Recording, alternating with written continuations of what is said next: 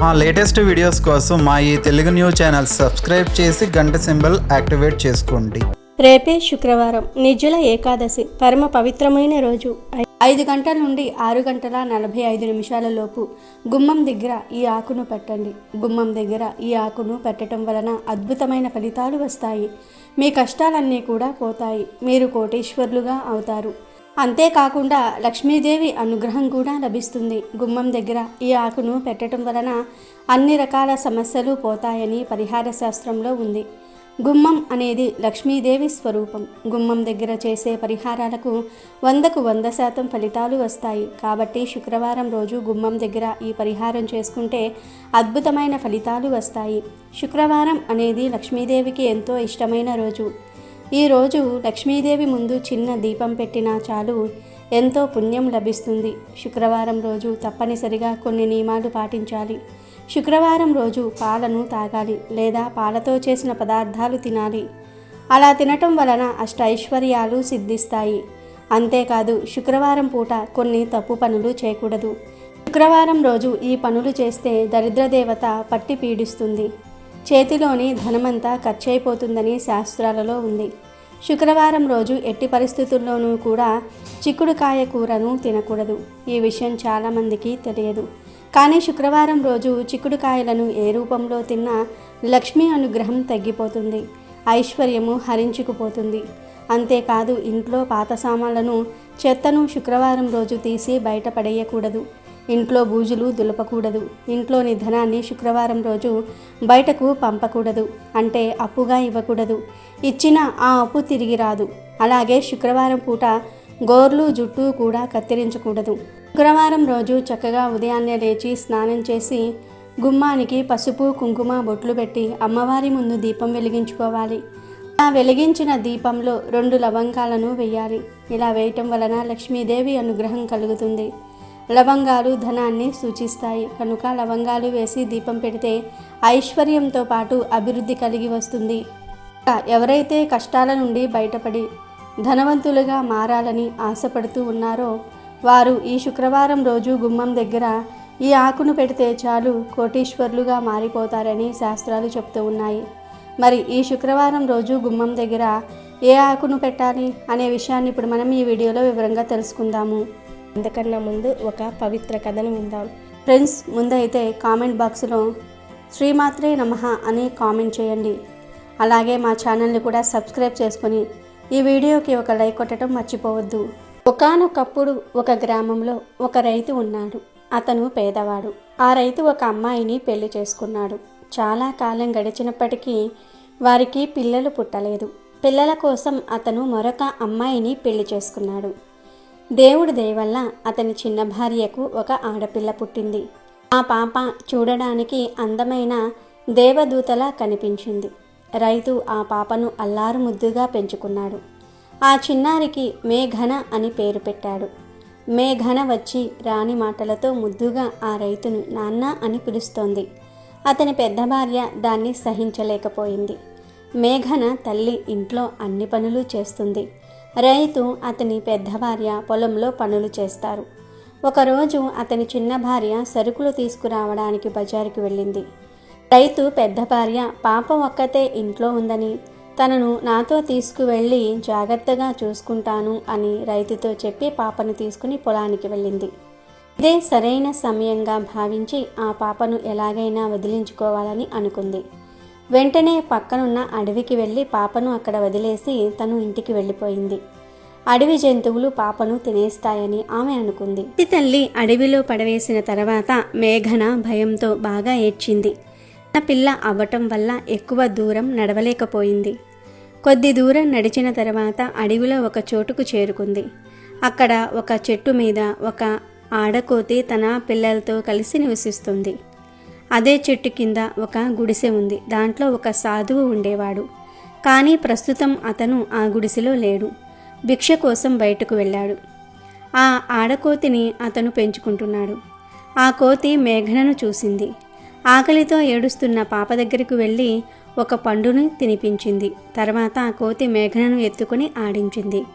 ఇంతలో సాధువు ఇంటికి తిరిగి వచ్చాడు. కోతి దగ్గర ఉన్న పాపను చూశాడు. వెంటనే ఆ పాపను తీసుకొని తన ఇంట్లోకి వెళ్ళి నీ పేరేంటి అని అడిగాడు. కానీ మేఘన చిన్నపిల్ల అవటం వల్ల తన గురించి ఏమీ చెప్పలేకపోయింది. దీంతో ఆ పాప ముద్దుగా చాలా అందంగా ఉండటం వల్ల ఆ పాపకు సౌందర్య అని ఆ సాధువు పేరు పెట్టాడు. ఆ పాపను కూడా తనతో పెంచుకుంటున్నాడు. అక్కడే ఉన్న ఆడకోతి సౌందర్యను తన పిల్లలతో పాటు చూసుకుంటుంది. ఆ పాప కూడా కోతిని తన తల్లిగా భావించింది. తనకు 6 సంవత్సరాలు వచ్చాయి. ఇప్పుడు సౌందర్య ఆ సాధువును బాబా అని పిలుస్తుంది. సాధువు శివుడిని పూజిస్తున్నప్పుడు తను కూడా బాబా పక్కన కూర్చుని పూజ చేసేది. బాబా చెప్పిన మంత్రాలను నేర్చుకుంది. ఇప్పుడు తనకు 15 సంవత్సరాలు వచ్చాయి. సౌందర్య ఇంతకు ముందు కంటే ఇప్పుడు ఇంకా అందంగా ఉంది.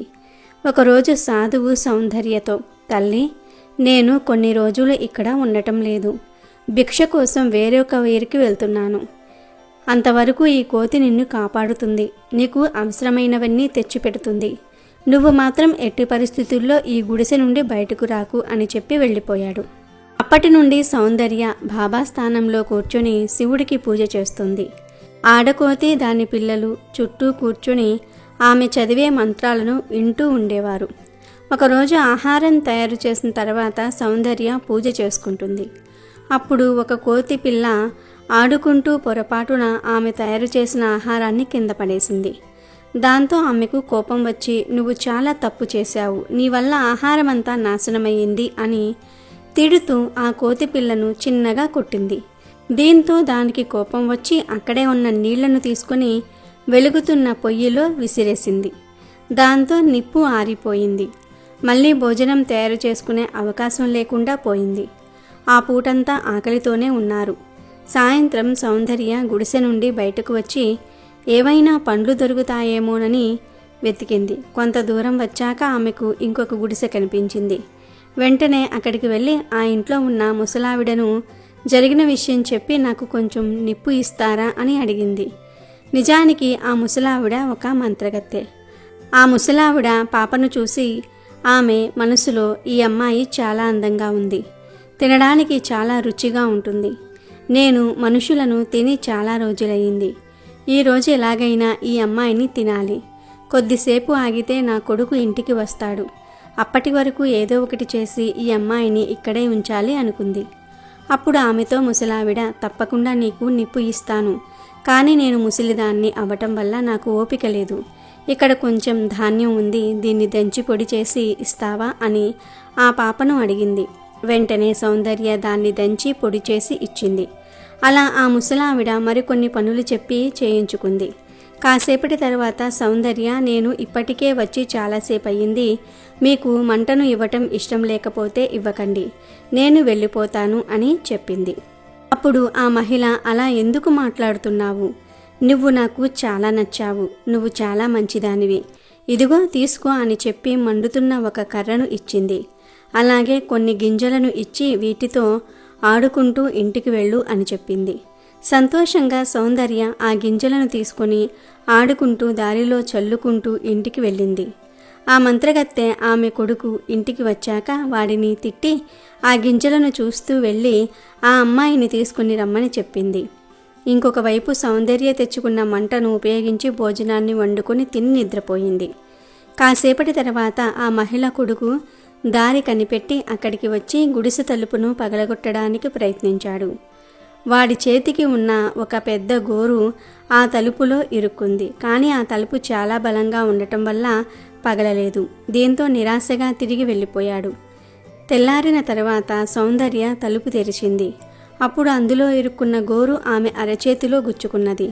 ఆమె నొప్పితో పెద్దగా అరిచింది. ఆ గోరులో ఉన్న విషం మెల్లిగా తన శరీరంలో వ్యాపించటం వల్ల స్పృహ తప్పి పడిపోయింది. తనతో ఉన్న కోతులు చాలా రకాలుగా ఆమెను లేపడానికి ప్రయత్నించాయి, కానీ ఆమె లేవలేదు. ఆ కోతులు ఆమె చుట్టూ కూర్చుని ఏడుస్తూ ఉన్నాయి. ఇంతలో అక్కడికి ఒక రాజు తన సైన్యంతో కలిసి వేటకు వచ్చాడు. ఆ గుడిసెను చూసి ఈరోజు ఇక్కడే ఉందామని అనుకున్నాడు. లోపలికి వెళ్ళి చూడగా ఒక అందమైన అమ్మాయి పడిపోయి ఉండటం గమనించాడు. ఆమె చుట్టూ కోతులు కూర్చుని ఏడుస్తూ ఉన్నాయి. వెంటనే ఆమె దగ్గరకు వెళ్ళి చూశాడు రాజు. ఆమె ఇంకా బ్రతికే ఉంది అని తెలిసిన తర్వాత ఆమె అరచేతిలో ఒక గోరు గుచ్చుకొని ఉండటం చూశాడు. ఆ గోరు తీయగానే ఆమె లేచింది. అప్పుడు ఆమెను, నువ్వు ఎవరు? ఈ అడవిలో ఒంటరిగా ఏం చేస్తూ ఉన్నావు అని అడిగాడు రాజు. దానికి సౌందర్య, నేను ఒక బాబాతో కలిసి నివసిస్తూ ఉన్నాను అని తన గురించి అంతా కూడా ఆ రాజుకు చెప్పింది. అప్పుడు ఒక ఆడపిల్ల ఈ అడవిలో ఉండటం చాలా ప్రమాదం. నువ్వు నాతో పాటు నా రాజ్యం రా, నిన్ను జాగ్రత్తగా చూసుకుంటాను అని చెప్పి ఆ రాజు తనను అక్కడి నుండి తీసుకుని వెళ్ళిపోయాడు. ఆమె వెంటే కోతులు కూడా వచ్చాయి. ఆ అమ్మాయి అతనికి బాగా నచ్చింది. అతనికి అప్పటికే మరొక మహిళతో పెళ్లి జరిగింది. అయినా సౌందర్యను రెండవ పెళ్లి చేసుకున్నాడు. ఆమెను చాలా బాగా చూసుకున్నాడు. ఆమె పనులు చేసి పెట్టడానికి ఒక పని మనిషిని నియమించాడు. తన కోతులకు ఒక అందమైన గుడిసెను ఏర్పాటు చేశాడు. ఒకరోజు ఆ పని మనిషి సౌందర్యతో, అమ్మగారు, మహారాజు గారి పెద్ద భార్యతో కొంచెం జాగ్రత్తగా ఉండండి. ఆమె మీకు ఏదైనా చెడు చేసే అవకాశం ఉంది అని చెప్పింది. కానీ మహారాణి సౌందర్యతో చాలా మంచిగా నటిస్తూ ఆమెను నమ్మించింది. ఒకరోజు ఆమె సౌందర్యతో, నువ్వు చాలా అందంగా ఉన్నావు, ఒకసారి పక్కనే ఉన్న సరస్సు దగ్గరికి వెళ్ళి ఆ నీటిలో నిన్ను నువ్వు చూసుకుంటే నీ అందం నీకే అర్థమవుతుంది, పద నీకు చూపిస్తా అని చెప్పి సౌందర్యను సరస్సు దగ్గరకు తీసుకుని వెళ్ళింది. సౌందర్య ఆ సరస్సులో తన రూపాన్ని చూసుకుని ఎంతో మురిసిపోయింది. అప్పుడు మహారాణి ఆమెకు తెలియకుండా వెనుక నుండి ఆమెను సరస్సులోనికి తోసేసింది. ఆమెకు ఈత రాదు. అందువల్ల నీటిలో మునిగిపోయింది. సౌందర్య చనిపోయిందని సంతోషించి మహారాణి అక్కడి నుండి వెళ్ళిపోయింది. ఇదంతా కోతి చూసింది.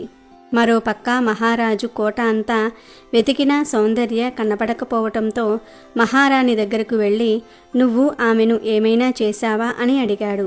అప్పుడు మహారాణి, నేనేమీ చేయలేదు, ఈ కోతి ఏమైనా చేసి ఉండొచ్చు, ఎందుకంటే ఎప్పుడూ ఆమెను వదలకుండా ఆమె వెంటే ఉంటుంది అని చెప్పింది. వెంటనే రాజు ఆ కోతిని బంధించమని ఆజ్ఞాపించాడు. ఒకరోజు రాజు బాధపడుతూ సరస్సు ఒడ్డున కూర్చుని ఉన్నాడు. అప్పుడు సరస్సులో ఒక అందమైన కలువ పువ్వు కనబడింది. దానిని చూస్తూ ఉంటే దానిలో అతనికి సౌందర్య ముఖం కనిపించింది. దీంతో ఆ రాజు ప్రతిరోజు అక్కడ కూర్చుని ఆ పువ్వును చూస్తూ గడిపేవాడు. అది నచ్చక మహారాణి ఒక సైనికుడితో రాజుకు తెలియకుండా ఆ పువ్వును వేర్లతో సహా పీకి వేయమని చెప్పింది. తర్వాత రోజు ఆ సరస్సు పక్కన ఒక మామిడి చెట్టు ప్రత్యక్షమైంది. అందమైన పువ్వులతో పండ్లతో ఉన్న ఆ చెట్టుకు ఒక మామిడి పండు కాసింది. అది మిగిలిన పండ్ల కంటే చాలా అందంగా ఉంది. దాన్ని చూడడానికి రాజ్యంలోని ప్రజలంతా వచ్చారు. మరోవైపు సౌందర్య అసలు తండ్రి అయిన రైతు అతని కూతురును తలుచుకుని బాధపడుతున్నాడు. ఒకరోజు అతని భార్య సరస్సులో నీటిని తాగడానికి వచ్చి ఆ చెట్టు కింద కూర్చుంది. ఆమె దగ్గర ఒక బుట్ట ఉంది. ఆ పెద్ద మామిడి పండు రాలి ఆ బుట్టలో పడింది. అమ్మో, ఇది రాజుగారి చెట్టు, ఇప్పుడు ఈ పండును నా బుట్టలో ఉండటం ఎవరైనా చూస్తే దీనిని నేను కోసాననే అనుకుంటారు అని భయపడుతూ వెంటనే తన చీర కొంగుతో ఆ బుట్టను కప్పి ఎవ్వరికీ కనబడకుండా ఇంటికి తీసుకువెళ్ళింది. తన భర్తకు జరిగిన విషయం చెప్పి సంతోషంగా ఆ బుట్టను తెరిచి చూపించింది. అప్పుడు ఆ బుట్టలో పండుకు బదులుగా ఒక అందమైన చిన్న పాప ఉంది. వెంటనే సంతోషంతో ఆ రైతు ఆ పాపను తీసుకుని మళ్ళీ మేఘన అని పేరు పెట్టి పెంచుకుంటున్నాడు. ఆమె కొద్ది సమయంలోనే మళ్ళీ యువతిగా మారిపోయింది. ఆమె ఎవరో కాదు, సౌందర్య. కొన్ని రోజుల తర్వాత భిక్ష కోసం వేరొక ఊరికి వెళ్ళిన సాధువు తిరిగి తన గుడిసెకు వచ్చాడు. అక్కడ సౌందర్య లేకపోవటంతో వెతుక్కుంటూ మహారాజు దగ్గరకు వచ్చాడు. తన కూతురు గురించి మహారాజుకు చెప్పగా, నేను తనను పెళ్లి చేసుకున్నాను, కానీ ఇప్పుడు కొద్ది రోజులుగా తను కనబడటం లేదు, అసలు ఏం జరిగిందో నాకు అర్థం కావటం లేదు అని రాజు ఆ సాధువుతో చెప్పాడు. ఆమెకి ఏమీ జరగలేదు, తనకు ఎన్నో మంత్రతంత్రాలను నేర్పించానని, ఏదైనా ప్రమాదం వస్తే పువ్వు రూపంలోనూ పండు రూపంలోనూ మారి తప్పించుకుంటుంది అని చెప్పాడు. తను ఇప్పుడు ఎక్కడ ఉందో అని ఆయన తన దివ్య దృష్టితో చూడగా ఇప్పుడు ఆమె ఎక్కడ ఉందో ఆ సాధువుకు తెలిసింది. వెంటనే వారు ఆ రైతు ఇంటికి వెళ్ళారు. ఆ సాధువు రైతు ఇంట్లో ఉన్న ఆ పాపను చూసి గుర్తుపట్టాడు. కోతి ఆ పాప దగ్గరకు వెళ్ళగా మేఘన ఆ కోతిని చూసి జరిగిందంతా కూడా గుర్తు చేసుకుంది. వెంటనే తన భర్త అయిన రాజును తనను తండ్రిలా పెంచిన సాధువును చూసి పరిగెత్తుకుంటూ వెళ్ళి వారిని కౌగిలించుకుంది. జరిగిన విషయమంతా రాజుతో చెప్పింది. వెంటనే రాజు తన పెద్ద భార్యను శిక్షించమని సైన్యాన్ని ఆజ్ఞాపించాడు. వాళ్ళిద్దరూ మళ్ళీ కలిసి సంతోషంగా జీవించారు.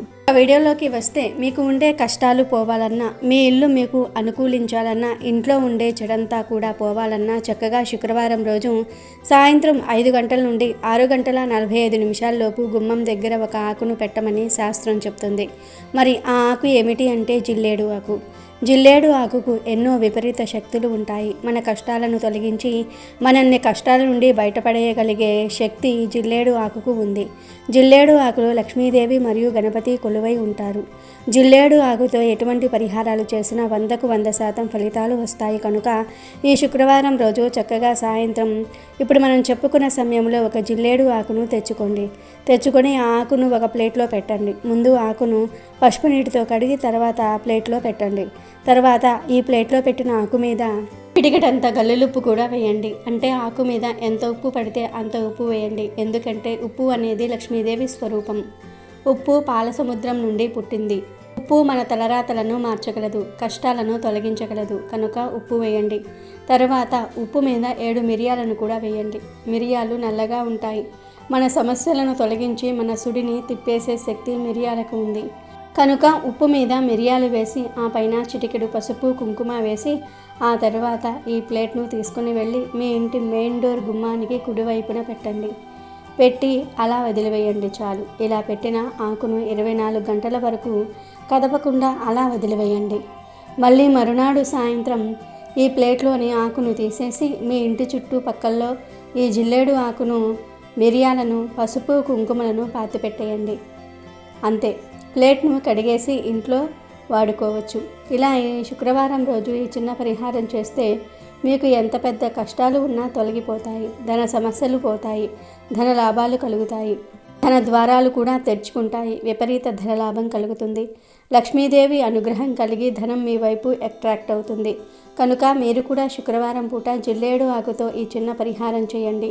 కష్టాలను తొలగించుకొని కోటీశ్వర్లుగా మారిపోండి. వీడియో నచ్చితే లైక్ చేయండి, షేర్ చేయండి, బట్ సబ్స్క్రైబ్ చేసుకోవడం మర్చిపోవద్దు.